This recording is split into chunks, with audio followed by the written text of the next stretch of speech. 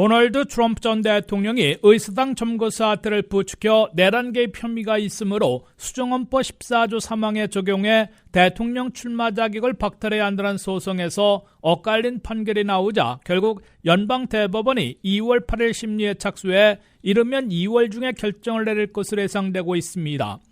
콜로라도와 메인주는 3월 5일 16개 동시 경선이 벌어지는 슈퍼 화요일에 공화당 경선을 실시하기 때문에 그 이전에 판결을 내려야 할 것으로 보입니다.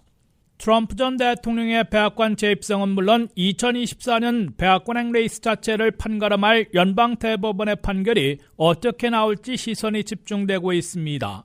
워싱턴 포스트는 미국 법조계 인사들의 예측을 종합해 연방대법원이 내릴 가능성이 있는 크게 3가지 판결 시나리오를 보도했습니다. 첫째, 가장 인기 있는 이론으로 연방대법원은 수정헌법 14조 3항에서 명시하고 있는 공직자격 박탈 사유에 따라 도널드 트럼프 전 대통령이 의사당 점거 사태에 따른 내란 개입 혐의에 대해 유죄 판결을 받는 게 먼저라고 판결할 것이라는 예측입니다. 만약 연방대법원이 이런 판결을 내리면 3월 4일 시작하는 워싱턴 DC에서의 의사당 점거 사태에 대한 재판이 속도를 내고 연방대배심의 판결을 서두르게 될 것으로 예상되고 있습니다. 그럼에도 연방대법원의 핵심인 트럼프 자격 박탈 여부에 대한 판결이 나오기까지는 시간이 많이 걸리고 심리 중에는 트럼프 이름을 투표용지에서 뺄 수가 없기 때문에 적어도 공화당 주요 경선에서는 트럼프 전 대통령에게 유리해집니다.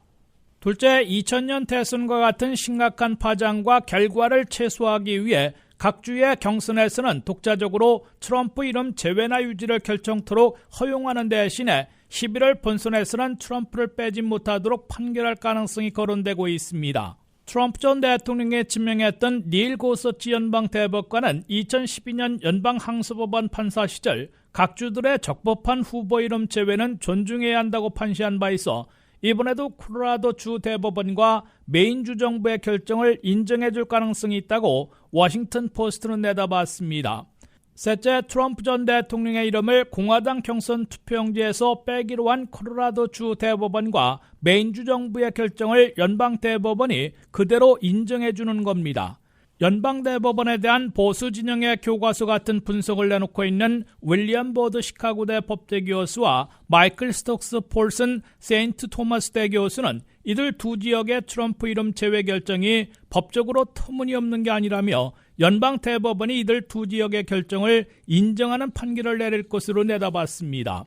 현재 연방대법원은 보수 6, 진보 3으로 확고한 보수위 구도지만은 보수파 대법관 6명 중에 존 로버트 대법원장, 클라렌스 토마스, 세뮤얼 얼리트 대법관 등 3명은 아버지 부시와 아들 부시에 의해 지명돼 반트럼프 결정을 내릴 가능성을 배제할 수 없습니다. 부시 때 지명된 보수파 3명 중에서 2명 이상이 트럼프가 없어야 공화 보수 진영이 진전된다고 믿는다면 적어도 5대4의 판결로 트럼프 출마 자격 박탈 판결이 나올 수도 있을 것으로 워싱턴 포스트는 지적했습니다. WKTV 뉴스 한면택입니다.